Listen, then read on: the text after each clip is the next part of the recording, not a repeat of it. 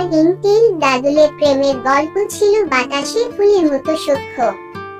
না, তারা একই গ্রামে বড় হয়েছে, তাদের হৃদয় ভাগ করা স্বপ্ন এবং ফিসফিস করা প্রতিশ্রুতির দ্বারা আবদ্ধ।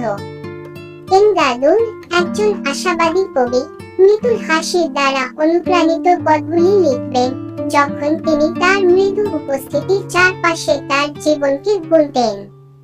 তবে জীবন প্রায়শই প্রেমের জন্য নির্দয়।